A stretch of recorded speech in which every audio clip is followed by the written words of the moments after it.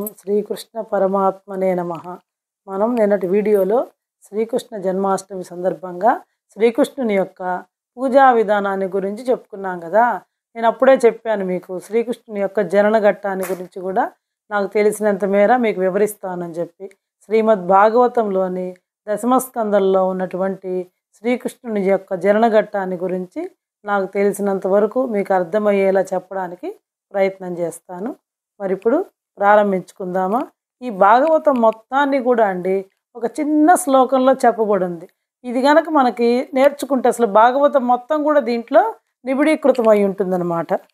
అదేంటి అంటే అదౌ దేవకీ దేవి గర్భజననం గోపీ గృహే వర్ధనం మాయాపూతన జీవితాపహరణం గోవర్ధనోద్ధారణం కంసచ్ఛేదన కౌరవాదిహరణం కౌంతేయ సంరక్షణం ఏతద్భాగవతం పురాణ కథితం శ్రీకృష్ణ లీలామృతం. భాగవతం అంతా కూడా శ్రీకృష్ణుని యొక్క లీలామృతమే, శ్రీకృష్ణుని యొక్క జీవిత చరిత్రే, శ్రీకృష్ణుడు చేసినటువంటి లీలలే, ఘనమైనటువంటి కార్యాలే ఈ భాగవతం మొత్తంలో కూడా చెప్పబడి ఉన్నాయన్నమాట. ఆ భాగవతం మొత్తాన్ని కూడా ఒక చిన్న శ్లోకంలో ఆయన దేవకీదేవి గర్భాన్ని జనించాడని చెప్పి, పూతనని సంహరించాడని చెప్పి, గోవర్ధనగిరిని ఎత్తుకున్నాడని చెప్పేసి, కంసుణ్ణి చంపాడు, కౌరవులందరినీ కూడా చంపించేశాడు, కౌంతేయులు అంటే పాండవులందరినీ కూడా కాపాడాడు. ఇదంతా కూడా ఏతద్ భాగవతం, ఈ భాగవతం అనేటువంటి పురాణం అంతా కూడా శ్రీకృష్ణ లీలామృతము, శ్రీకృష్ణుని యొక్క లీలనికి సంబంధించినటువంటి మహాగ్రంథం అన్నమాట ఇది. అయితే ఈ భాగవతాన్ని రావడానికి ప్రధానమైనటువంటి కారణం ఏంది అంటే వ్యాస మహర్షి. మనం ఇంత ముందరే చెప్పుకున్నాం, వ్యాసుడు శ్రీ మహాభారతాన్ని, అష్టాదశ పురాణాలు అన్నీ రాశాడు. అయినా కూడా ఆయనకి మనసు ఖేదపడుతూ ఉందిట. ఒకసారి నారద మహాముని ఆయన దగ్గరికి వస్తే అప్పుడు అడిగాట వేదవ్యాస మహర్షి, ఏంది నేను నీ గ్రంథాలు రచించినా కూడా ఎందుకో నాకు మనశ్శాంతిగా లేదు, నా మనసు ఖేదపడుతూ ఉంది అని చెప్పి అడిగితే, నువ్వు అన్నీ రాసావు కానీ భగవంతుని యొక్క లీలలను గురించి రాయలేదయ్యా, కాబట్టి నువ్వు భాగవతంలో ఆ శ్రీకృష్ణుడి యొక్క లీలల పరిపూర్ణావతారమైనటువంటి ఆ శ్రీకృష్ణుని యొక్క లీలలని గురించి గ్రంథస్థం చెయ్యి అని చెప్పి అప్పుడు నీకు మనశ్శాంతి కలుగుతుందని చెప్పాడు. ఆ తర్వాత ఆయన వ్యాస మహర్షి శ్రీమద్ భాగవతాన్ని సంస్కృతంలో రాయడం జరిగిందనమాట. ఇప్పుడు మనం మన కథలోకి వెళ్ళిపోదాం, శ్రీకృష్ణుని యొక్క జనన ఘట్టంలోకి వెళ్ళిపోదాం. ఈ రాక్షసులంతా కూడా ప్రతి అవతారంలో కూడా శ్రీ మహావిష్ణువు ఒక్కొక్క అవతారాన్ని ధరించి దుష్ట శిష్టరక్షణ చేయడానికే ఆయన ఒక్కొక్క అవతారాన్ని ధరిస్తూ ఉంటాడనమాట. దాంట్లో భాగంగానే ఆయన ఈ భూమి మీద అంతా కూడా ఈ రాక్షసులందరూ కూడా బాగా ఎక్కువైపోయారనమాట. భూదేవి పాపం అన్నిటినీ భరిస్తుంది కానీ ఈ రాక్షసుల యొక్క ప్రవృత్తుల్ని మాత్రం ఆమె భరించలేదనమాట. ఆ రాక్షసుల యొక్క ప్రవృత్తులు ఎక్కువైపోయేటప్పటికీ భూమాత భరించలేక ఒక గోరూపాన్ని ఎత్తి ఆమె బ్రహ్మదేవుడి దగ్గరికి వెళ్తుందనమాట. అప్పుడు ఆ బ్రహ్మదేవుడి యొక్క సభలోనే రుద్రాది దేవతలందరూ కూడా ఉంటారు. వాళ్ళ దగ్గరికి వెళ్ళి భూమాత ఈ విధంగా విన్నవించుకుంటుందన్నమాట. ఏమని అంటే, భూమి మీద ఈ పాపుల భారం, రాక్షసుల యొక్క ప్రవృత్తి ఎక్కువైపోయింది, నేను భరింపలేకుండా ఉన్నాను, నాకు విముక్తి ఎప్పుడు అని చెప్పి బ్రహ్మదేవుణ్ణి ప్రార్థిస్తుందన్నమాట. బ్రహ్మదేవుడికి విన్నవించుకుంటుందన్నమాట. ఎవరు? భూదేవి గోమాత రూపాన్ని ధరించి బ్రహ్మదేవుడి దగ్గరికి వెళ్ళి బ్రహ్మదేవుడికి తన యొక్క మొరణంతా కూడా విన్నవించుకుంటుందన్నమాట. అప్పుడు బ్రహ్మ ఏం చేస్తాడంటే రుద్రాదేవతలతోటి వెళ్ళి క్షీరసాగర తీరానికి వెళ్ళి విష్ణువుని పురుష సూక్తంతో స్తుతిస్తాడనమాట బ్రహ్మ. అప్పుడే బ్రహ్మ దగ్గరే ఉండేటువంటి శివుడు, రుద్రుడు, మిగతా అందరు దేవతలతో కలిసి ఆయన క్షీర సముద్రానికి వెళ్తాడనమాట. అక్కడ కదా ఉంటాడు శ్రీ మహావిష్ణువు లక్ష్మీదేవితో కూడి. వెళ్ళిన తర్వాత అప్పుడు బ్రహ్మ ధ్యానంలో ఉండగా బ్రహ్మకి ఒక దివ్యవాణిలా వినిపిస్తున్నమాట, కొన్ని పలుకులు వినిపిస్తాయి. ఏంది అంటే అప్పుడు ఆయన బ్రహ్మదేవుడు చెప్తాడనమాట, భూదేవి యొక్క కష్టాలన్నీ కూడా ఆ భగవంతుడికి తెలుసు, దేవదేవుడికి తెలుసు, ఆయన త్వరలోనే వసుదేవుని యొక్క పుత్రుడై పుట్టి ఆ అవతారంలోనే భూభారాన్నంతా కూడా తొలగిస్తాడు అని చెప్పి నాకు వినపడింది, ఒక దివ్యవాణిలాగా వినిపించిందని చెప్పి బ్రహ్మదేవుడు తన చుట్టూ ఉండేటువంటి దేవతలతోటి భూమాతతోటి చెప్తాడు. అంతేకాకుండా అనంతుడు ఆదిశేషుడు కూడా శ్రీహరి అంశతోటి ఆయన అన్నయ్య అక్కడే పుడతాడు అని చెప్పి కూడా చెప్తాడనమాట. అంతేకాకుండా ఈ దేవతలందరూ కూడా, మనం అందరం ఉన్నాము, దేవతలందరూ కూడా మీరందరూ వెళ్ళి యాదవ కులంలో పుట్టాలి, విష్ణువు యొక్క మాయాశక్తి కూడా అక్కడే పుడుతుంది, దేవతా స్త్రీలందరూ కూడా ఆ విష్ణువు యొక్క సేవ కోసం, శ్రీహరి యొక్క సేవ కోసం సుందర శరీరులై అక్కడే పుడతారు. ఇది భగవంతుని యొక్క ఆదేశం అని చెప్పి బ్రహ్మదేవుడు తన చుట్టూ ఉన్నటువంటి రుద్రాదేవతలతోటి, భూదేవితోటి చెప్తాడనమాట. ఈ విధంగా త్వరలోనే పరమాత్మ వసుదేవుడి పుత్రుడిగా అవతరిస్తాడు. ఈ దేవతలందరూ కూడా యాదవ కులంలో పుట్టాలి. ఈ దేవతా స్త్రీలందరూ కూడా సుందర శరీరులయ్యి ఆ పరమాత్మని సేవించడానికి అక్కడే పుట్టాలి. శ్రీకృష్ణుని యొక్క మాయాశక్తి కూడా అక్కడే పుడుతుంది. అప్పుడు భగవంతుడు కృష్ణావతారం ఎత్తి ఈ రాక్షసులందరినీ కూడా సంహరిస్తాడమ్మా. భూదేవి నువ్వు బాధపడొద్దు అని చెప్తాడు. ఎప్పుడైతే బ్రహ్మదేవుడు ఆ మాట చెప్తాడో వెంటనే భూదేవి దేవతలందరూ కూడా సంతృప్తిని పొంది వెళ్ళిపోతారనమాట. అంటే దేవతలు కూడా బాధలే కదా పాపం, రాక్షస ప్రవృత్తి ఎక్కువైపోతే ఈ రాక్షసులు ఏం చేస్తారు, ఎంతసేపు దేవతల మీద దండయాత్ర చేస్తారు ఎప్పుడు కూడా. కాబట్టి వాళ్ళు కూడా బాధపడుతూ ఉంటారనమాట. కాబట్టి ఎప్పుడైతే ఈ బ్రహ్మదేవుడు వీళ్ళందరూ కలిసి అక్కడికి వెళ్ళి విష్ణుమూర్తిని స్తుతించగానే, స్తుతించి బ్రహ్మదేవుడు ధ్యాన నిమగ్నుడై ఉంటాడనమాట. ఆ ధ్యానంలో ఉన్నప్పుడు ఆయనకు ఒక దివ్యవాణి పలుకులు వినిపిస్తాయి ఆయనకి. ఆ పలుకులన్నింటినీ కూడా ఆయన వీళ్ళందరికీ చెప్తాడు. ఎప్పుడైతే ఆ మాటలు చెప్పాడో ఈ దేవతలు భూదేవి కూడా సంతృప్తులై వాళ్ళ ప్రదేశాలకు వాళ్ళు వెళ్ళిపోతారనమాట. ఇంకా మన కథలోకి వస్తే యదువంశంలో సూరసేనుడు అనేటువంటి రాజు, సూరసేనం అనే రాజ్యానికి ప్రభువు అనమాట. సూరసేన రాజ్యానికి, సూరసేనము అనేటువంటి రాజ్యానికి సూరసేనుడే రాజు అనమాట. ఆయన యొక్క కుమారుడే వసుదేవుడు. అదేవిధంగా ఆయన యదువంశానికి చెందినటువంటి వాడు వసుదేవుడు అనమాట.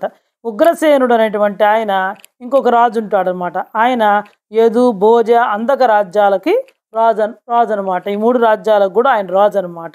ఆ ఉగ్రసేనుని యొక్క తమ్ముడు ఎవరంటే దేవకుడు. ఉగ్రసేనుడు, దేవకుడు అనేటువంటి వాళ్ళిద్దరూ అన్నల తమ్ముళ్ళు అనమాట. ఆ ఉగ్రసేనుడు ఏ రాజ్యాలకు రాజు అంటే యదు, భోజ, అంధక రాజ్యాలకి రాజు అనమాట. ఆ ఉగ్రసేనుని యొక్క కుమారుడు ఎవరంటే కంసుడు. ఉగ్రసేని తమ్ముడైనటువంటి దేవకుని యొక్క కుమార్తె దేవకీదేవి అనమాట. ఇంకా ఆ తర్వాత ఈ దేవకీదేవిని ఉగ్రసేనుడు తన తమ్ముడు కుమార్తె అయినటువంటి దేవకీదేవిని వసుదేవుడికిచ్చి పెండ్లి చేయాలనుకుంటాడు. సరే అని చెప్పి బ్రహ్మాండంగా చాలా వైభోగంగా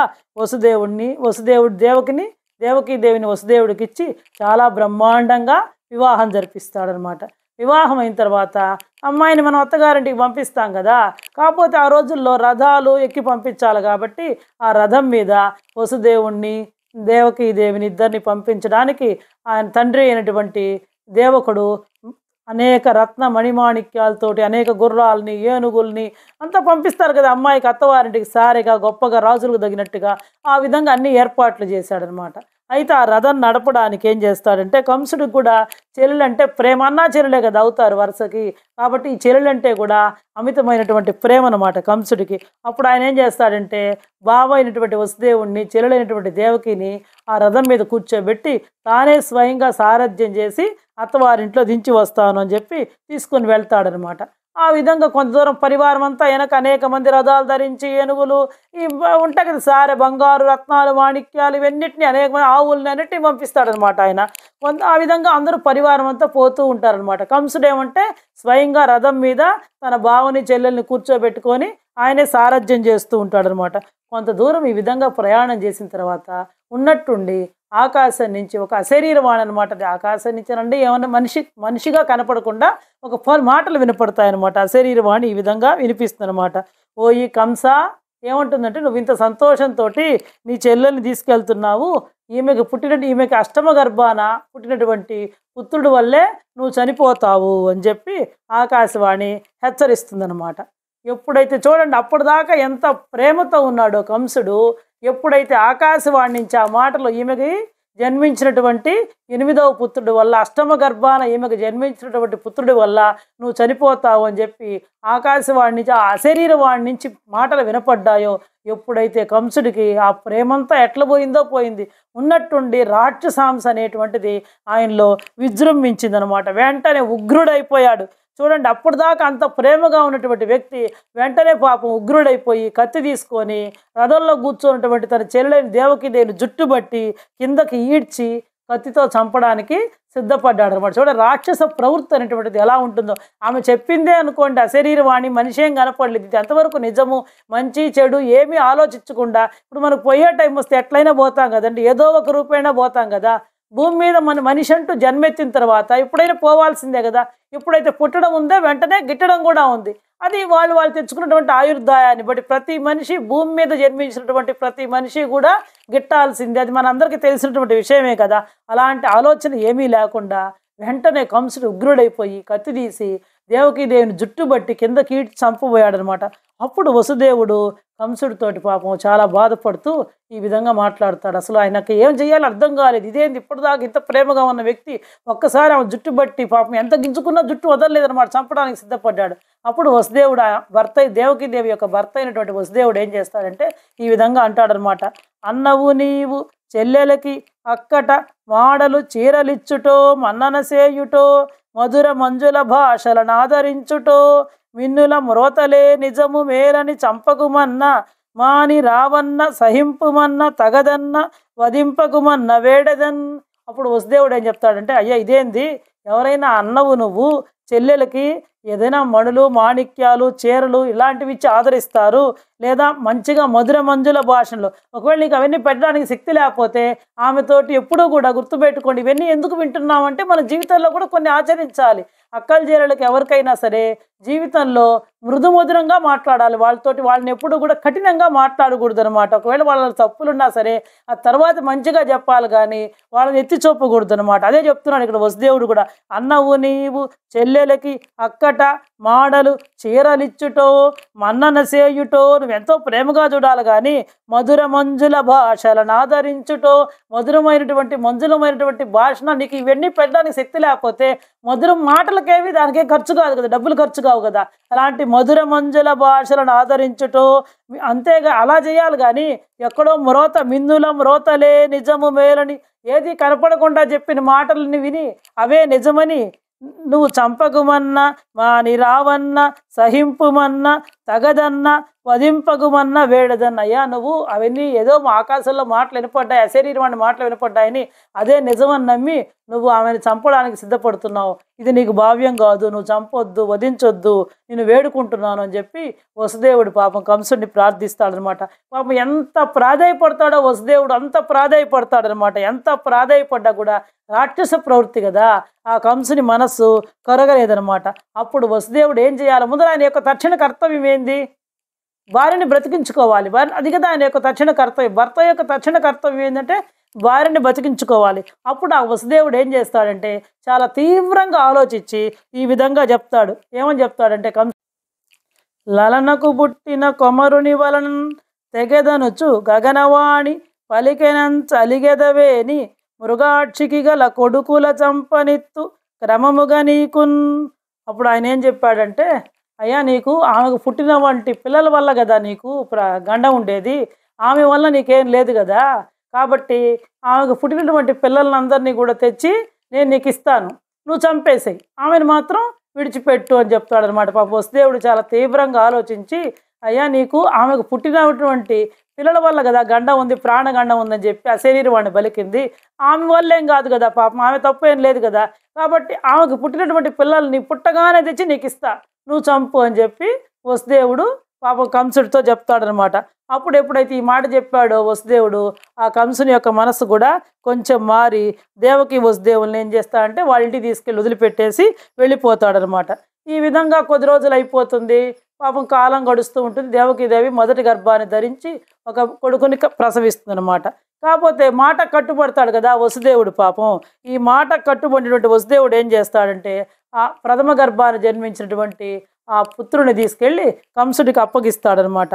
అప్పుడు కంసుడు ఆ బిడ్డను చూసి, అబ్బా వసుదేవుడికి ఎంత నిజాయితీ, ఏదో ఆ రోజు మాట చెప్పాడులే అనుకోకుండా అని వసుదేవుని యొక్క నిజాయితీకి సత్య నిరతకి సంతసించినటువంటి కంసుడు ఏం చేస్తాడంటే, ఈ మొదటి బిడ్డ వల్ల నాకేం ప్రమాదం లేదు కదా, ఆ శరీరం వాడిని చెప్పింది 8వ బిడ్డ వల్ల కదా, పాపం వీడిని ఎందుకు చంపడం అని చెప్పి మళ్ళీ అంటే మనసు చూడండి విచిత్రంగా మారుతూ ఉంటుందన్నమాట. కాబట్టి వీరు నువ్వు తీసుకెళ్ళిపో, నేను ఈ బిడ్డను చంపనులే అని చెప్పి మళ్ళీ వసుదేవుడికే ఇచ్చేస్తాడు. పాపం చూడు తెచ్చిచ్చాడు కదా మాట కట్టుబడి అని చెప్పేసి మళ్ళీ వసుదేవుడికి ఇచ్చేస్తాడు అనమాట.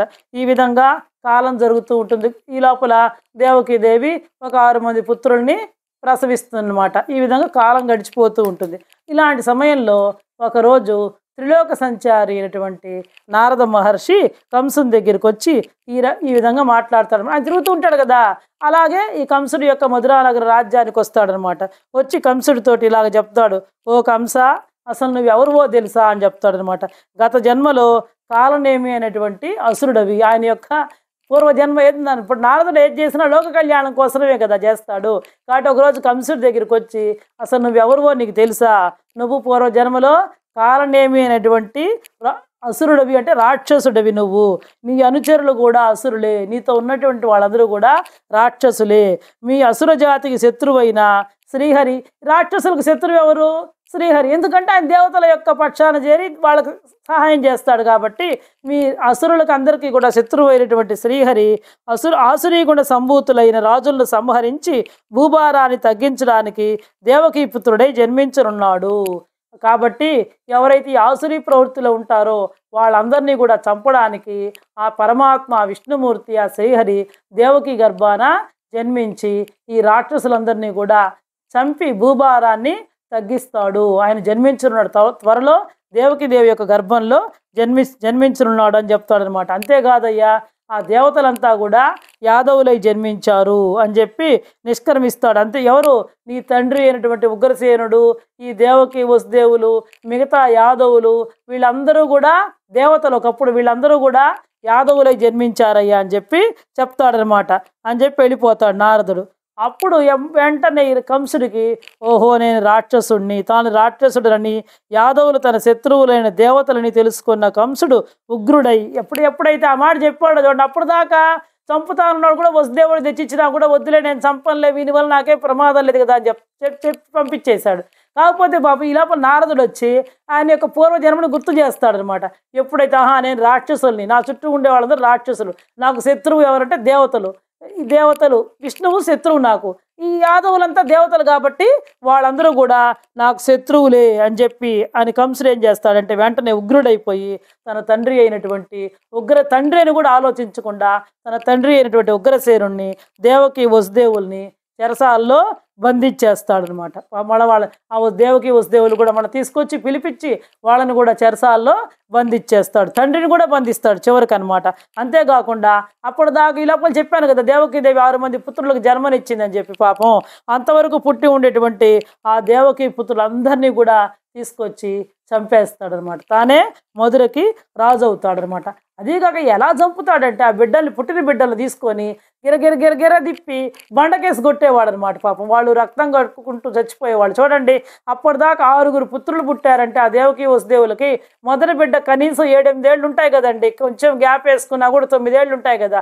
పాపం అట్లా 6 బిడ్డల్ని వాళ్ళకందరూ కళ్ళ ముందరే చంపాడంటే వాళ్ళ బాధ ఎలా ఉంటుంది చెప్పండి. బాధ వర్ణనాతీతం కదా. ఆ విధంగా ఎప్పుడైతే అంటే నారదుడు చెప్పాడు, నువ్వు రాక్షసుడివి, నీ అనుచరులందరూ రాక్షసులు, మిగతా వసుదేవులు వీళ్ళందరూ యాదవులు, శ్రీహరి నీకు శత్రువు, వాళ్ళు యాదవులంతా దేవతలంతా యాదవులై జన్మించారని చెప్పేటప్పటికి కోపం వచ్చేసింది అనమాట. కోపం వచ్చి తండ్రిని, చెల్లెల్ని, బావని అందరినీ జైల్లో పెట్టేసి ఆ అప్పుడు దాకా పుట్టినటువంటి 6 బిడ్డల్ని కూడా చంపేస్తాడనమాట. అయితే ఇప్పుడు మనకి ఇక్కడ ఒక ప్రశ్న రావచ్చు, ఈ నారదుడికి ఏం పని లేదా అండి? త్రిలోక సంచారి నారదుడు అంటే జ్ఞానాన్ని కలిగించేవాడు, కానీ అంతేగాని ఇక్కడికి వచ్చి ఆ 6 బిడ్డల చావుకి కారకుడైనాడు కదా అని చెప్పి మీరు ఎవరైనా ప్రశ్నించవచ్చు. సహజంగా మనకు వస్తుంది కదా. ఆయన వచ్చి చెప్పకపోతే అప్పుడు దాకా వదిలేశాడు కదా కంసుడు 6 బిడ్డలు చంపకుండా. ఈ నారద మహర్షి చెప్పిన తర్వాతనే కదా చంపాడు, ఎందుకు ఆయన చెప్పడము అని చెప్పి మీరు అడగొచ్చు అనమాట. దీనికి సంబంధించినటువంటి విశేషాలు మనకి భాగవతంలో ఎక్కడా కనపడవండి. మనకి భాగవతంలో ఏదైనా సరే ఆ డౌట్ వచ్చిందనుకోండి, మనకి సందేహం వస్తే దాని నివృత్తి ఎక్కడ దొరుకుతుందంటే, దానికి సమాధానం మనకి ఎక్కడ దొరుకుతుందంటే దేవీ భాగవతంలో దొరుకుతుంది అనమాట. దేవీ భాగవతంలో దీనికి సంబంధించి ఉందన్నమాట. ఎందుకు చెప్పాడు నారదుడు కంసుడితోటి ఈ విషయాలన్నీ కూడా అంటే, పూర్వజన్మలో మరీచి ఊర్ణాదేవి అనేటువంటి భార్యాభర్తలు ఉండేవాళ్ళండి. ఇంతకు ముందర జన్మలో మరీచి ఊర్ణాదేవి అనేటువంటి భార్యాభర్తలు ఉండేటువంటి వాళ్ళకి 6 పిల్లలు అన్నమాట. వాళ్ళకి ఎంతమంది పిల్లలు అంటే 6 పిల్లలు. వాళ్ళు పుట్టుకతోటే బ్రహ్మజ్ఞానాన్ని పొందినటువంటి వాళ్ళు అనమాట. అంతటి మేధావులు, అంతటి తపస్సంపన్నులు అనమాట.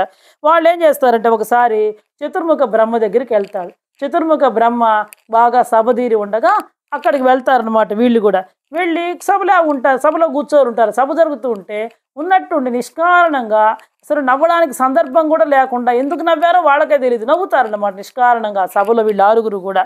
చూడండి, ఎప్పుడైతే ఆ నవ్వాడో చతుర్ముఖ బ్రహ్మ ఏం చేస్తాడంటే, మీరు అకారణంగా సందర్భం లేకుండా నవ్వారు కాబట్టి మీరు రాక్షసుని కడుపున పుట్టండి అని చెప్పి శపిస్తాడనమాట చతుర్ముఖ బ్రహ్మ. వీళ్ళని ఎవరిని, 6 పిల్లల్ని కూడా అనమాట. వాళ్ళు మన పుట్టుకతోనే బ్రహ్మజ్ఞానులు.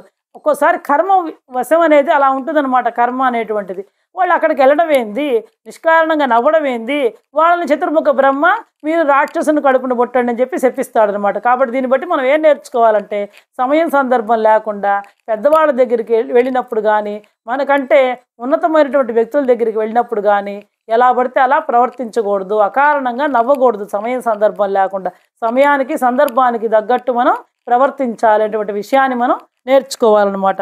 ఈ విధంగా చతుర్ముఖ బ్రహ్మ వాళ్ళని రాక్షసుని కడుపున పుట్టండి అని శపిస్తాడు కదా.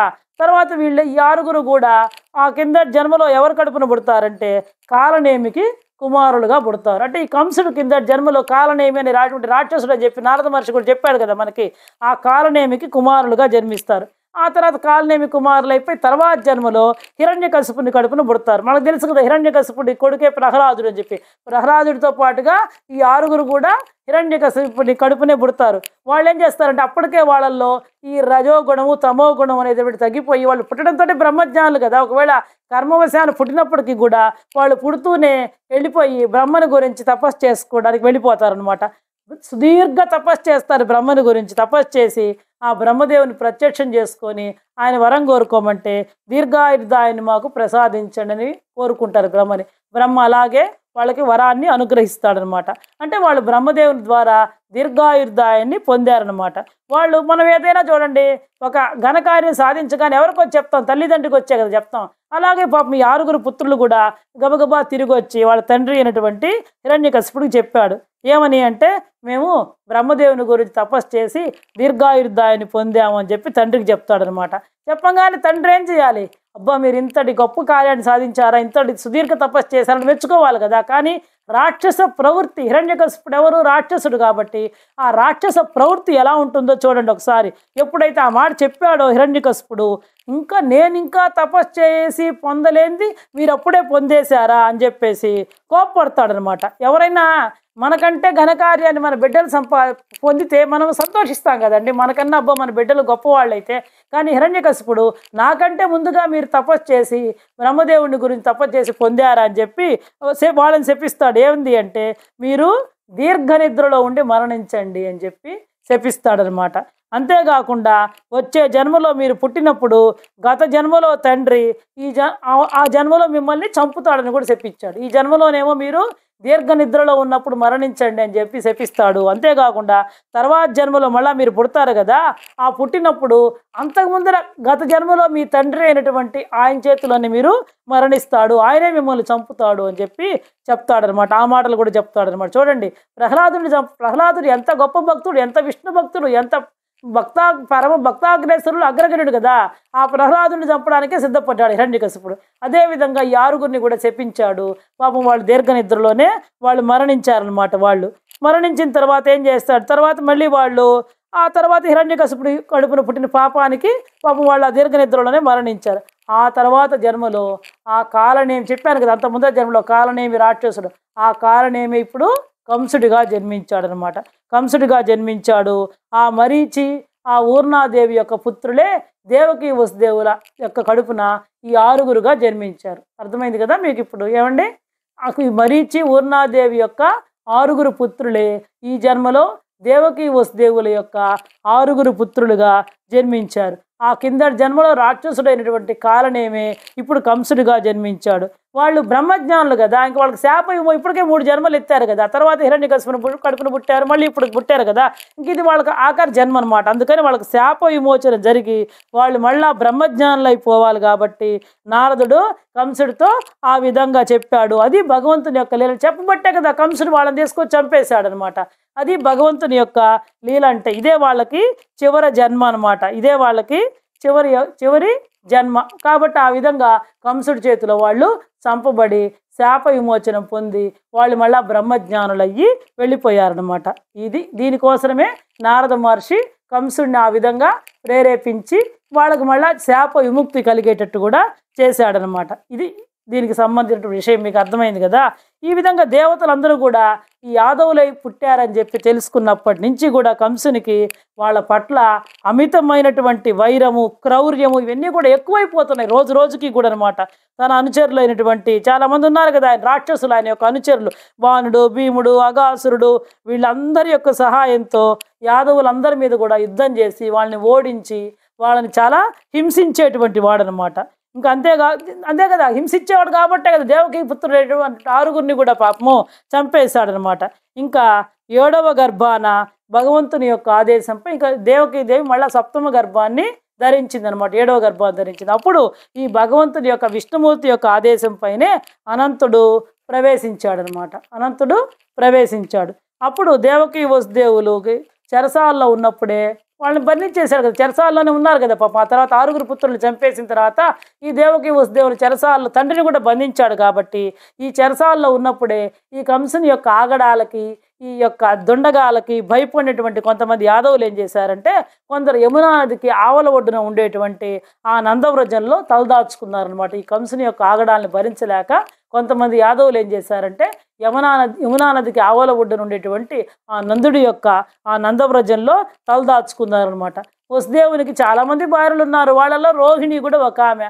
ఆ వసుదేవుని ఒక భార్య అయినటువంటి రోహిణి కూడా ఆ నందవ్రజంలోనే తలదాచుకుందనమాట. ఆమె కూడా అక్కడే ఉంది, ఆ నందుడి ఇంట్లోనే ఉందన్నమాట.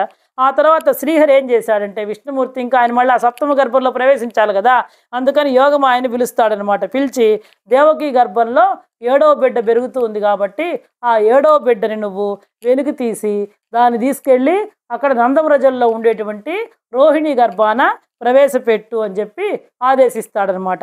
అంతేకాకుండా మళ్ళీ ఈ యోగమాయని నువ్వు నందుని భార్య అయినటువంటి యశోదాదేవి గర్భాన కూడా జన్మించాలి అని చెప్పేసి ఆదేశిస్తాడు. అర్థమైంది కదా. ఎందుకంటే కృష్ణుడి కంటే ముందర ఎవరు రావాలి, వాళ్ళ అన్న అయినటువంటి ఆదిశేషుడు రావాలి, అనంతుడు రావాలి కాబట్టి శ్రీహరి ఆ యోగమాయని పిలిచి ఏం చేస్తాడంటే, దేవకి గర్భంలో ఉండేటువంటి ఆ 7వ బిడ్డను వెలుగుతీసి ఆ నందవ్రజంలో ఉండేటువంటి రోహిణి గర్భంలో ప్రవేశపెట్టమని చెప్పి ఆదేశిస్తాడు. మనం ఇప్పుడున్నటువంటి టెక్నాలజీతోటి సాధ్యమే అని చెప్పి మనం కూడా నమ్మొచ్చు అనమాట. ఇది ఆ రోజుల్లోనే ఉందన్నమాట. ఆ తర్వాత యోగమాయను కూడా నువ్వు యశోదాదేవి గర్భంలో జన్మించాలని చెప్పి ఆదేశిస్తాడనమాట. ఆ తర్వాత ఈ యోగమాయే ఈశ్వరిగా లోకంలో పూజలు అందుకొని సంతానం లేనటువంటి వాళ్ళందరికీ కూడా సంతానాన్ని అనుగ్రహిస్తుంది. ఆమెకి ప్రజలందరూ కూడా దేవాలయాలు నిర్మిస్తారు, దుర్గా, భద్రకాళి ఆ విధంగా 14 నామాలతోటి ఆమెను కొలుస్తారు అని చెప్పి శ్రీహరి చెప్తాడనమాట. 14 నామాలతోటి ఆమె లోకంలో ప్రజలందరి చేత కూడా పూజలు అందుకుంటుంది అని చెప్పి పరమాత్మ చెప్పాడనమాట. శ్రీహరి చెప్పినట్టుగానే దేవకి గర్భం నుండి వెలుగు తీయబడి రోహిణి గర్భంలో ఉంచడం చేత ఆ బిడ్డను ఏమని పిలిచారంటే, కాస్త సంకర్షణకు లోనవుతాడు కదా, సంకర్షణుడు అని చెప్పి పిలిచారనమాట. ఆ తర్వాత అందరూ ఏమనుకుంటారంటే దేవికి గర్భస్రావం అయిందని చెప్పి అందరూ అనుకుంటారనమాట. రోహిణి గర్భాన జన్మించిన బిడ్డడు మిక్కిలి బలశాలిగా ఉండడం చేత ఆయన బలభద్రుడని, అందరినీ ఆనందింపజేసేవాడిగా అనిపించడం చేత చూసే వాళ్ళందరికీ కూడా అబ్బాయిని చూస్తే చాలా ఆనందం కలుగుతుంది కాబట్టి బలరాముడని పిలువబడ్డాడనమాట. ఆ తర్వాత 8వ సంతానంగా రావడానికి సంకల్పించినటువంటి శ్రీహరి వసుదేవుని యందు ప్రవేశించాడు అనమాట. ఆ పరమాత్మ 8వ సంతానంగా రావడానికి సిద్ధపడి వసుదేవునిలో ప్రవేశించాడనమాట. అప్పుడు వసుదేవుడు దివ్య తేజస్సుతోటి వెలిగిపోయాడనమాట. అప్పుడు దేవకి గర్భాన ఉన్న స్వామి చెరసాలంతా కూడా, ఎందుకంటే ఆ దేవకీదేవి గర్భంలో ఉండేటువంటి సాక్షాత్ పరమాత్మే కాబట్టి ఆ చెరసాలంతా కూడా ఎలా ఉందంటే సూర్యమండలమా అన్నట్లు ప్రకాశిస్తోందిట చూసే వాళ్ళందరికీ కూడా. ఒకరోజు కంసుడు చెరసాలకు వచ్చి దివ్య తేజస్తో వెలిగిపోతున్నటువంటి దేవకీదేవిని చూసి చాలా ఆశ్చర్యచకితుడైపోయాట. ఇదేంది, ఈ విధంగా ఈమె దివ్య తేజస్తో ఉంది, ఆకాశవాణి చెప్పింది నిజమేనేమో, ఇప్పుడు ఈమె గర్భంలో ఉండేటువంటి వాడు సాక్షాత్తు ఆ హరియే, కాబట్టి ఇప్పుడు ఈమెను చంపేయాలి అనుకున్నట్టు. కాసేపు మళ్ళీ చంపితే అందులో చెల్లెలు, నిండు చూలాలు, స్త్రీవధ మహాపాపము అని చెప్పి ఆయనలో ఆయనే తర్కించుకుంటూ ఉన్నట్ట. ఇదంతా కూడా నాకెందుకు ఈమెను చూస్తే ధర్మచింతన కలుగుతుంది, చంపాలి అనిపించట్లేదు ఏంది అని చెప్పేసి ఆయన పడుకున్నా లేచినా కూర్చున్న అహర్నిశలు కూడా ఆ విష్ణునామాన్ని పుడతాడు, ఎప్పుడు పుడతాడో ఎప్పుడు నన్ను చంపేస్తాడో ఇదే భయం అనమాట ఆయనకి. తిరుగుచు కుడుచుచు త్రావుచు నరుగుచు కూర్చుండి లేచు చనవరతంబుల్ హరి తలచి తలచి జగమా హరిమయమని తలచే కంసుడారని ఎలుకన్. ఈ విధంగా కూర్చున్నా తిరుగుతున్నా పడుకున్నా తినుకుంటున్నా అంతా కూడా ఆ హరినామ స్మరణ చేస్తూ ఉండేవాట ఈ కంసుడు. పుట్టాడా చంపడానికి వస్తాడేమో ఈ విధంగా, అంటే భయంతో అయినా సరే. చూడండి, మనము ఒక మనిషి మీద ప్రేమ వలన అయినా సరే ద్వేషం వలన అయినా సరే ఎక్కువగా స్మరిస్తూ ఉంటాం అనమాట. ఈ విధంగా కంసుడు మనోవాక్కుల చేత ఇంద్రియ కర్మల చేత క్షణం క్షణము భయంతోనైనా సరే ఆ శ్రీహరి చింతనలోనే మునిగి ఉండేవాడనమాట. ఎప్పుడు కూడా అదే ధ్యాస, ఎప్పుడు పుడతాడు ఎప్పుడు సంహరిస్తాడు. ఈ విధంగా భగవంతుడే సాక్షాత్ పరమాత్మే దేవకి గర్భస్థుడై అవతరించున్నాడని చెప్పి తెలుసుకొని బ్రహ్మరుద్ర దేవతలందరూ కూడా ఆ దేవకి వసుదేవులు ఉండేటువంటి చెరసాలకు వచ్చి స్వామిని ప్రార్థన చేశారట. బ్రహ్మరుద్ర దేవతలందరూ కూడా సాక్షాత్ పరమాత్మ ఉదయించబోతున్నాడు దేవకీదేవి గర్భం నుంచి అని చెప్పేసి వచ్చి ఆ బ్రహ్మ మిగిలిన దేవతలందరూ కూడా వాళ్ళందరూ కూడా పరమాత్మని అనేక రకాలుగా స్తుతించారట. ఓ ప్రభో, కంసాది దుష్టుల యొక్క దొండగాల నుండి సాధు సజ్జనులను రక్షించడానికి నువ్వు త్వరగా సత్వరమే మాతృగర్భం నుండి వెలికి రమ్ము ముకుందా అని ప్రార్థించాట. బ్రహ్మదేవుడు ప్రార్థించి ఇంకా దేవకీదేవితోటి ఈ విధంగా అన్నట్ట, తల్లి నీ యుదరంబులోనన్ ప్రధాన పురుషుడన్న వాడెల్లి పుట్టెడి కంసుచే భయమింతలేదు నిజంబు మాకెల్ల వారికి భద్రమయ్యడునింక నీ కడుపెప్పుడు చల్లగావలే యాదవావళి సంతసంబును పొందగన్. అమ్మ అప్పుడు చెప్తున్నారు దేవతలందరూ కూడా, అమ్మ నీ కడుపులో ఉన్నది ఎవరు? సాక్షాత్ పరమాత్మ. అతడు పుట్టి దుష్టులందరినీ రాక్షసులందరినీ సంహరిస్తాడు, ఇంకా మాకు కూడా భయమేం లేదు. అమ్మ నీ కడుపు ఎప్పుడు కూడా చల్లగా ఉండాలి, యాదవాళ్ళకి అందరికీ ఇంక భయపడాల్సిన అవసరం లేదు, నువ్వు కూడా కంసుడి నుండి భయపడాల్సినటువంటి అవసరం లేదని చెప్పి వాళ్ళందరూ కూడా దేవకీదేవి యొక్క గర్భాన్ని కూడా స్తుతించారట. ఈ విధంగా హరిని స్తుతించి దేవకీదేవిని కూడా దీవించి బ్రహ్మ దేవతలందరూ కూడా వెళ్ళిపోయారనమాట. కాబట్టి అసలు ఆయన పుట్టాల్సిన అవసరం ఏముంది? పరమాత్మకు పుట్టాల్సినటువంటి అవసరం ఏముంది? జన్మయే లేని భగవంతుడు ఆవిర్భవించే సమయం ఆసన్నమైపోయింది అనమాట. గ్రహాలు తారలు అన్నీ కూడా ప్రశాంతంగా ఉన్నాయట. భూమండలం అంతా కూడా ఎక్కడ చూసినా మంగళవాద్యాలు వినిపిస్తున్నాయట, మంగళకరంగా ఉందన్నమాట. గంధర్వులు గానం చేస్తున్నారట, అప్సరసులందరూ కూడా నాట్యం చేస్తున్నారట. అప్పుడు దేవకీదేవి గర్భం నుండి దేవదేవుడు సూర్యునిలా ఉదయించి దర్శనమిచ్చాడు. అయితే అప్పుడే పుట్టిన బాలుల్లాగా కనిపించినప్పటికీ కూడా, చూసేదానికి అప్పుడే పుట్టినటువంటి బాలుల్లాగా కనిపించినప్పటికీ కూడా ఆయన ఎలా దర్శనమిచ్చాడు అంటే దివ్య తేజస్సుతోటి, చతుర్భుజాలతోటి అంటే 4 భుజాలతోటి, శంఖ చక్ర గదా పద్మహస్తుడై, కిరీట కుండల కౌస్తుభాలంకారాలతో, నీల మేఘఛాయతో మెరిసిపోతున్నటువంటి శ్రీ మహావిష్ణువు ఆ వసుదేవుడికి దేవకీదేవికి దర్శనమిచ్చాట పుట్టిన తర్వాత. చూడండి, ఆయన పుట్టడమే శంఖచక్ర పదా హస్తాలతోటి పుట్టాడు, శంఖచక్ర గదా పద్మ హస్తాలతోటి పుట్టాడు, 4 భుజాలతోటి పుట్టాడు అనమాట. ఆయన కిరీట కుండల కౌస్తుభాలంకారాలతోటి నీలమేఘఛాయతోటి మెరిసిపోతున్నటువంటి శ్రీ మహావిష్ణువు దర్శనమిచ్చాడనమాట.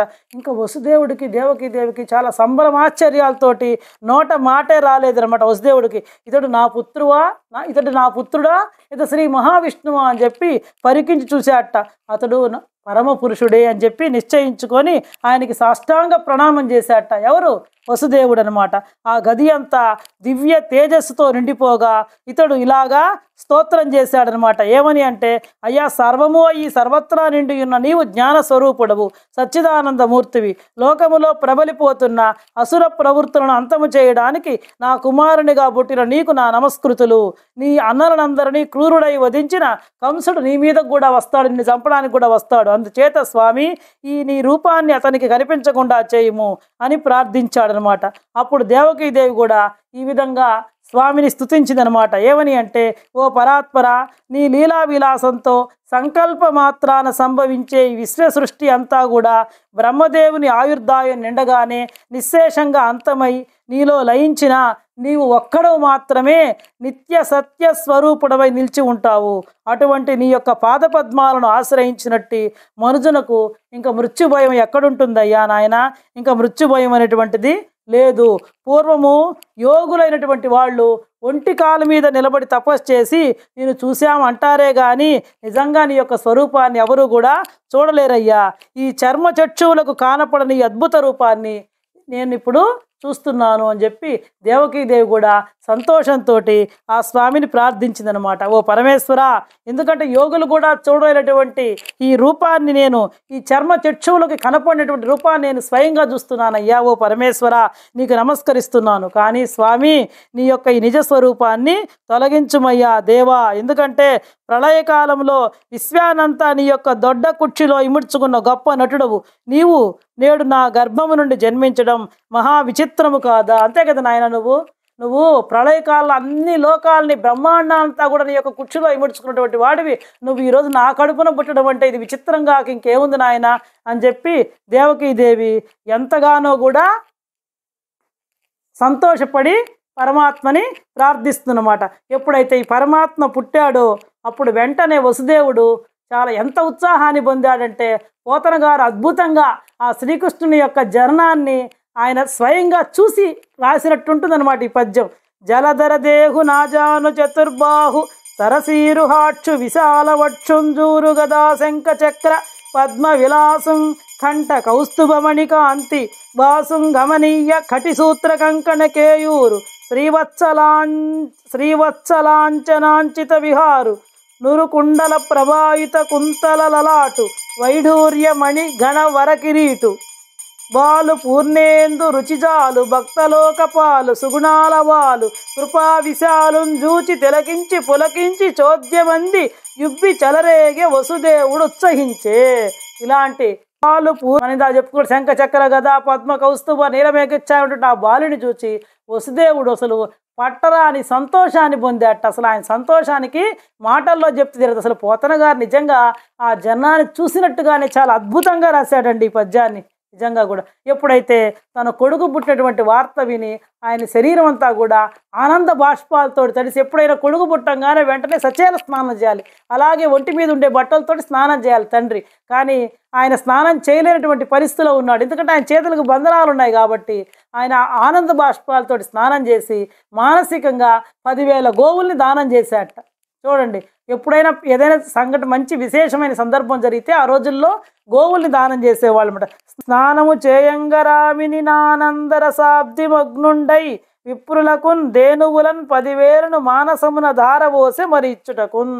ఆయన స్నానం చేయడానికి వీల్లేని పరిస్థితిలో ఉన్నాడు కాబట్టి ఆ ఆనందంలోనే ఆ ఆనంద బాష్పాలతోటి స్నానం చేసినట్టు ఆయన మనసులో భావించి 10,000 గోవుల్ని బ్రాహ్మణులకు దానం చేసినట్టుగా మానసికంగా అనుకున్నాడు. తర్వాత నేను వచ్చి దానం చేస్తాను నాకు వీలైనప్పుడు అని చెప్పేసి వసుదేవుడు భావించాట. ఈ విధంగా వసుదేవుడు అందరూ కూడా చాలా సంతోషించారనమాట. అప్పుడు ఇంకా ఈ దేవకీదేవి ఏమంటుందంటే, అయ్యా ఓ నలినాక్ష, నీవు నాకు పుడతావని ఈ దుష్టకంసుడు మమ్మల్ని ఎన్ని సంవత్సరాల నుంచో మీ 6 అన్నలు కూడా చంపాడు, చెరసాలలో బంధించి అణిచి ఉంచాడు. కాబట్టి వాళ్ళని శిక్షించి మమ్మల్ని కాపాడుమయ్యా తండ్రి. అయ్యా బిడ్డలు లేక నేను నోచిన నోములన్నీ కూడా నువ్వే అయ్యి మాకు కలిగావు, చాలా సంతోషము అని చెప్తే అప్పుడు ఆ పరమాత్మ దేవకీదేవితోటి ఈ విధంగా చెప్తున్నట్ట. ఏమని అంటే, అమ్మా మీ యొక్క పూర్వజన్మ వృత్తాంతం తెలుసుకో. నీవు మొదట స్వయంభూ మన్వంతరంలో పృశ్ని అనేటువంటి పతివ్రతవు నువ్వు అని చెప్పి దేవకి వసుదేవులకు చెప్తున్నారన్నమాట. మీ ఇద్దరు కూడా స్వయంభూ మన్వంతరంలో ఈ దేవకీదేవి పృశ్ని అనేటువంటి పతివ్రత, వసుదేవుడు ఏమంటే సుతపుడనే ప్రజాపతి. మీ ఇద్దరిని ప్రజోత్పత్తి చేయమని బ్రహ్మ నియమించాడు. అప్పుడు మీరేం చేశారంటే 12,000 దివ్య సంవత్సరాలు తపస్సు చేసి నా యొక్క సాక్షాత్కారాన్ని పొందారనమాట. అప్పుడు మిమ్మల్ని వరం కోరుకోమంటే మీరేం కోరుకున్నారంటే నీలాంటి కొడుకే కావాలని కోరుకున్నారు. నాలాంటి కొడుకు నేను తప్ప వేరెవరు ఉంటారమ్మా? ఉంటారా? కృష్ణ పరమాత్మ లాంటి కొడుకుని మనం కోరుకుంటే ఆయన తప్ప ఇంకొకళ్ళు ఎట్లా ఉంటారు? కాబట్టి నా వంటి పుత్రుడు కావాలని కోరుకున్నారు. నేను మీకు పుత్రుడినై పృశ్ని గర్భుడు అనిపించుకున్నాను ఆ జన్మలో అనమాట. తర్వాత మీరు అతిథి కశ్యపులు అనమాట. అప్పుడు మీ గర్భాన నేను వామనుడనై జన్మించాను. ఇప్పుడు మళ్ళీ మీకు తనయుడనై జన్మించాను. దీంతో నేను మీకు ఇచ్చినటువంటి వరమంతా కూడా సంపూర్ణమైపోయింది. మీకు పూర్వస్మృతి కలగాలని చెప్పి నేను ఈ విష్ణువు యొక్క ఈ దర్శనాన్ని మీకు ఇచ్చాను. మీరు నన్ను మీ పుత్రునిగానే కాకుండా కేవలం నేను మీ కొడుకుగానే కాకుండా మీరు నన్ను పరబ్రహ్మంగా తెలుసుకొని ధ్యానించండి అని చెప్పి ఆ దేవకి వసుదేవులకి చెప్తాడనమాట పరమాత్మ. ఇదే మీకు ఆఖరి జన్మ అవుతుంది అని చెప్పి మళ్ళా యథాప్రకారంగా అప్పుడే పుట్టిన బిడ్డలాగా అయిపోయాడనమాట. ఎవరు? శ్రీకృష్ణ పరమాత్మ. ఎప్పుడైతే అలా అయిపోయాడో వెంటనే వసుదేవుడికి స్ఫురించింది. వెంటనే ఆయన బంధాలన్నీ తొలగిపోయినాయి. ఆ బిడ్డను తీసుకున్నాడు, ఒళ్ళో పెట్టుకున్నాడు. తీసుకొని అన్ని ద్వారాలన్నీ ఒక్కొక్క తాళం ఊడిపోయింది, దానికి అదే వెళ్ళిపోయినాడు. యమునా నది ఉధృతంగా ప్రవహిస్తుంది, జోరున వాన పడుతుంది. ఆయన ఆ వాన నుండి కాపాడడానికి ఆదిశేషుడు పడగలాగా ఆయన మీద వాన బిందువులు పడకుండా కాపాడాడు. యమునా నది దారిచ్చింది, నేరుగా వెళ్ళిపోయినాడు. ఆ నందవ్రజంలో అందరూ కూడా మత్తుగా నిద్రపోతున్నట్టే ఉన్నారు. యశోదాదేవికి కూడా తనకు ఆడపిల్ల పుట్టిందన్న విషయం తెలియదు. అప్పుడు అక్కడికి వెళ్ళాడనమాట ఈ వసుదేవుడు. వెళ్ళి ఆమె పక్కలో ఈ కృష్ణుడిని పండుకోబెట్టి మళ్ళీ అక్కడి నుంచి తీసుకొచ్చి ఆ యోగమాయను తీసుకొచ్చి దేవకీదేవి పక్కన పండుకోబెట్టాడు. మళ్ళా యథాప్రకారంగా అప్పటిదాకా అందరూ మత్తులో ఉన్నారు, ద్వారపాలకులు అంతా కూడా కృష్ణమాయ అందరూ మత్తులో ఉండిపోయినారు. ఆ తర్వాత దేవకీదేవి పక్కన ఈయన పండుకోబెట్టాడు అనమాట. పండుకోబెట్టిన తర్వాత మళ్ళీ అన్ని తాళాలన్నీ యథాప్రకారంగా పడిపోయినాయి. కానీ ఈయనకు మాత్రం బంధనాలు దగులుకోవాలి. అప్పటిదాకా కాళ్ళకి చేతులు కట్టేశాడు కదా, ఎందుకంటే కృష్ణ పరమాత్మని స్పృశించాడు కాబట్టి ఇంకా ఆ బంధనాలన్నీ కూడా ఈయన్ని అంటుకోలేదనమాట. ఎవరికి? వసుదేవుడికి అంటుకోలేదనమాట. వెంటనే బిడ్డ వేడి వినిపించింది. వెంటనే అందరూ లేచారు, టక్ గబగబ కాపలాదారులు అందరూ లేచి చూశారనమాట. అప్పుడు వెంటనే కంసుడు గబగబా వచ్చాడు. ఏడు పినపంగానే ఎవరో పుట్టిన చూడండి, దేవకి పుట్టిన బిడ్డ తీసుకోరాడు అని చెప్పాడు. తీసుకొని చెప్తే అప్పుడు వాళ్ళందరూ చెప్తారు ఆడపిల్ల పుట్టింది అని చెప్తారనమాట. అమ్మాయి కాదు, అబ్బాయి కాదు, ఆడపిల్ల పుట్టింది అని చెప్తారు. అయినా సరే చంపాలి అని చెప్పేసి వస్తాడనమాట. అప్పుడు దేవకీదేవి బతిమలాడుకుంటుంది, అన్నా చంపుబాకన్నా, పుట్టిన బిడ్డ నీకు మేనగోడలు, కొడుకు కాదు పుట్టింది, కాబట్టి నువ్వు రక్షింపుమనాని. పాపం ఎన్ని విధాలుగా ప్రాధేయపడ్డా కూడా వినకుండా యథాప్రకారంగా అంతకుముందు 6 బిడ్డలు చంపాడు కదా, ఆ అమ్మాయిని పట్టుకొని గిరగిరా తిప్పి నేలకేసి బండకేసి కొట్టబోతాడు. కానీ ఆ అమ్మాయి ఆకాశంలోనే ఎగిరిపోయి చతుర్భుజ అలంకారంతో విశ్వరూప దర్శనమిచ్చి మహామాయగా జగన్మాతగా ప్రత్యక్షమయ్యి నిన్ను చంపేవాడు వేరొక చోట పెరుగుతున్నాడు, నాతో పాటే పుట్టాడు, కాబట్టి నందవ్రజంలో నిన్ను చంపేవాడు పెరుగుతున్నాడు అని చెప్పి ఆమె అదృశ్యమైపోతుంది అనమాట. ఇంకా దాంతో చూడు కంసుడికి అసలుకి అబ్బా ఏం చేయాలో అర్థం కాదనమాట. అప్పుడు అనుకుంటాడు, యోగమాయ మాటలు విని కంసుడు చాలా ఆలోచించాడనమాట. ఏంది నేను దేవకి వసుదేవులు ఇంకా ఎందుకు బంధించి ఉంచాలి, జరగాల్సింది జరిగిపోయింది, నిన్ను చేసినా కూడా పుట్టవలసినటువంటి వాడు పుట్టాడు, జరగాల్సింది జరిగిపోయింది. కాబట్టి అప్పుడు చెప్తాడనమాట, దేవకి వసుదేవులు చెల్లెల్ని బావని వేడుకుంటాడు, నన్ను క్షమించండి, మిమ్మల్ని అన్యాయంగా చేశానని వాళ్ళని విడిపిస్తారనమాట. మిమ్మల్ని మీ పిల్లలందరినీ చంపాను, మీరు అవన్నీ మనసులో పెట్టుకోబాకండి, కోపగించుకోబాకండి అని వాళ్ళని క్షమించమని వేడుకుంటాడు. అప్పుడు వసుదేవుడు కూడా సరే ఇవన్నీ జరగాల్సింది జరగాలి, రాసిపెట్టుడే జరగాలి కదా, మాకేం కోపం లేదని చెప్పి వాళ్ళు కూడా నువ్వు చెప్పింది నిజము, ఎలా జరగాల్సి ఉంటే అలా జరుగుతుంది, కర్మ అనేటువంటిది తప్పించడం ఎవరి వశం కూడా కాదని చెప్పి వసుదేవుడు చెప్తాడు. వాళ్ళు ఇంకా వాళ్ళని చెరసాల నుంచి విడిపించేస్తాడు. వాళ్ళ పాటికి వాళ్ళు వెళ్ళిపోతాడు అనమాట. వెళ్ళిపోయిన తర్వాత ఆ రాత్రి వాడికి నిద్ర పడుతుందా? నిద్ర పట్టదు. ఏం చేయాలి? తన అనుచరులందరినీ సమావేశపరుస్తాడు. ఈ విధంగా పుట్టే వేరొక చోట పెరుగుతున్నట్ట, ఇప్పుడే పుట్టిన బిడ్డలందరూ ఎవరున్నారో వాళ్ళందరి దగ్గరికి పోయి మనం వాళ్ళని చంపుదాం బిడ్డలందరినీ కూడా. లేదా విష్ణు స్థావరాలు ఏంది అంటే దేవతలు ఉండే పాలు, గోశాలలు, యజ్ఞయాగాలు, గుళ్ళు ఇలాంటివన్నీ ధ్వంసం చేద్దాం, సాధువులు, ఋషులు పూజలు చేసుకునే వాళ్ళందరినీ చంపేద్దాం, అలా వాళ్ళు చెప్తూ ఉంటారనమాట. ఈ విధంగా ఇక్కడ కంసుడు ఈ విధంగా ఆలోచిస్తుంటాడు. అక్కడ ఆ నందవ్రజంలో నందుడు ఏం చేస్తాడంటే చాలా అత్యానంద భరితుడైపోయి లేక నా కుమారుడు పుట్టాడని చెప్పి ఆ అబ్బాయికి జాతగాది కర్మలన్నింటినీ కూడా జయిస్తాడు. వేల కొలది గోవుల్ని, వస్త్రాలని, సువర్ణరత్నాల్ని, తెల్లరాసుల్ని అన్నింటినీ కూడా దానం చేస్తాడు. వాళ్ళకి తెలియదు కదా వాళ్ళకి పుట్టిన బిడ్డ అని వాళ్ళు అనుకుంటారనమాట. వీధులు, గృహాలన్నీ కూడా అలంకరించబడ్డాయి. గోపీజనులు అందరూ కూడా నూతన వస్త్రాలు ధరించారట. అందరూ ఒకరికొకళ్ళు వసంతాలు ఆడుకున్నారట. యశోదమ్మ కొడుకుని చూసి వద్దామని చెప్పి ఆ జనులందరూ కూడా రాజు కదా, ఆయన నందరాజు కదా ప్రభువుని, కాబట్టి ప్రభువుకి లేకలేక కొడుకు పుట్టాడని చెప్పి చూడాలని చెప్పి జనమంతా కూడా తండోపతండాలకు వచ్చారు. రాజ్యానంతా కూడా అలంకరించారట. అంతా వేడుకలేట, ఎక్కడ చూసినా మహా ఉత్సవంగా తయారైందిట. వాళ్ళలో వాళ్ళు ఒకరికొకళ్ళు అనుకుంటున్నారట, ఏమి నోము ఫలము ఇంత పొద్దొక వార్త వింటి మబలలార వీనులలరా మన యశోద చిన్ని మగవాని గననట చూచి వత్తమమ్మ సుదతులారా అని వాళ్ళలో వాళ్ళు అనుకుంటున్నారట. అమ్మ మన యశోదాదేవి చిన్న మగవాణ్ణి, చిన్న పిల్లవాడిని కనిదిట, చూచొద్దాను రాండి ఒకళ్ళకొకళ్ళు చెప్పుకుంటూ బయలుదేరుతున్నారట. రావడానికి ఒకళ్ళకొకళ్ళు వద్దామని చెప్పి బయలుదేరుతున్నారట. సరే పిల్లవాడు పుట్టాడు, ఆ తర్వాత స్నానం చేయించాలి కదా. స్నానం చేయించాలంటే మనం కూడా ఎవరు చేత చేయిస్తాం? ఒక పెద్ద ఆమె చేత చేయిస్తాం, ఎందుకంటే ఆమెకు బాగా అనుభవం ఉంటుంది కాబట్టి. వయసులో ఎవరైతే పెద్దవాళ్ళుగా ఉంటారో వాళ్ళు చేత చేయిస్తే వాళ్ళ యొక్క రక్ష కూడా ఆ పిల్లవాడికి ఉంటుంది కాబట్టి చేయిస్తాం అనుకుంటాం కదా. అదేవిధంగా అక్కడ కూడా ఆ నందవ్రజంలో ఉండేటువంటి ఒక పెద్ద ఆమెను తీసుకొచ్చి స్నానం చేశారట. పాపం బాగా ఒంటికంతా నూనె రాసి పసుపు నలుగుబెట్టి చక్కగా వేడి నీళ్ళు పెట్టి స్నానం చేయించి ఆయన్ని సాంబ్రాణి పొగ అంతా వేసి ఆయన నిద్రపుచ్చుతున్నారట. ఆయన నిద్రపోతాడు. ఆయన అనుకుంటున్నట్ట వీళ్ళేంద్రని ఈ విధంగా నిద్రపుచ్చుతున్నారు, ఆయనకి నిద్రే రాదు కదా అని చెప్పి వాళ్ళు ఆయన నిద్రపోవాలని జో కొడుతున్నారట. ఎలా కొడుతున్నారంటే వీపు పాపం జో జో కమలదళే క్షణ జో జో మృగరాజ మధ్య జో జో కృష్ణ జో జో పల్లవ కరపద జో జో పూర్ణేందు వదన జో జో ఎనుచున్ అని చెప్పి వీళ్ళందరూ కూడా ఆయన బోళ పడుకోబెట్టి అందరూ జో జో జో జో అని వీపు మీద కొడుతున్నట్టు. వీళ్ళందరూ ఏదైనా ఆయన డబడబ బాదుతున్నారా అని చెప్పి ఆయన మనసులో అనుకుంటూ ఉన్నట్ట. ఈ విధంగా ఎప్పుడైతే కృష్ణ పరమాత్మ అక్కడికి వచ్చాడో అంత నందవ్రజం అంతా కూడా మహాలక్ష్మి తాండవిస్తూ ఆయురారోగ్య ఐశ్వర్యాలతోటి సంపదలతోటి విరాజిల్లుతూ ఉన్నారట. ఇంకా ఆ తర్వాత కృష్ణ పరమాత్మ జన్మించింది మొదలు ఎన్ని కృష్ణుని యొక్క బాల్య క్రీడల గురించి మనకి చెప్పడానికి అలవి కాదనమాట. ఆయన చూడండి, పుట్టిన కొద్ది రోజుల పిల్లవాడిగా ఉన్నప్పుడే పూతనాళి రాక్షసు యొక్క ప్రాణాలని చనుబాలు దాగి చంపేశాడు అనమాట. ఆయన చంపడానికి వచ్చి పాలు ఇవ్వడానికి వస్తే ఆయన్నే చంపేశాడు. తర్వాత 3 నెలల ప్రాయంలోనే శకటాసురుని తన చిన్ని పాదాలతో తన్ని చంపేశాడు. ఆ తర్వాత మద్ది చెట్ల జంట మధ్య దూరి వాటిని కూల్చివేసి 2 యక్షులకి శాప విమోచన చేశాడు. యశోదామాతకి బలరాముడు చెప్తాడమ్మా మట్టి తిన్నాడు తమ్ముడు అంటే నోరు తెరవమని చెప్తే ఆ యశోదామాతకి తన నోట సమస్త చరాచర విశ్వాన్నంతా కూడా చూపించాడనమాట. ఇంకా కాళీయ సర్ప విషంతో కలుషితమైన నీటిని త్రాగి మరణించిన గోవుల్ని గోపబాలుని బతికించి కాళీయుని యొక్క పడగలపై నృత్యం చేసి దాని శక్తిని హరించి దానిని దూర సాగరాలకు తరిమివేశాడనమాట. ఇంకా ఈ నందవ్రజవాసులు చుట్టుముట్టి దహించి వేస్తున్నటువంటి దావాగ్నిని తన నోటిలోనికి పీల్చుకొని దానిని అంతం చేశాడు. ఇంకా యమునలో మునిగిపోకుండా ఆ వరుణుని నుండి నందుని రక్షించాడు. వ్యోమాసురుని చంపి గోపబాలుని రక్షించాడు. గోకుల వాసులందరికీ కూడా వైకుంఠాన్ని చూపించాడు. 7 ఏళ్ల వయసులోనే ఇంద్రుడు 7 అహోరాత్రులు వర్షాన్ని కురిపిస్తే ఆ గోవర్ధనగిరిని ఒంటి చేత్తో ఎత్తిపెట్టుకొని గోవుల్ని గోపకుల్ని వాళ్ళందరినీ కూడా ప్రళయకాల సృష్టి లాంటి వర్షం నుండి కాపాడి ఇంద్రుని యొక్క గర్వానంతా కూడా అణిచివేశాడు.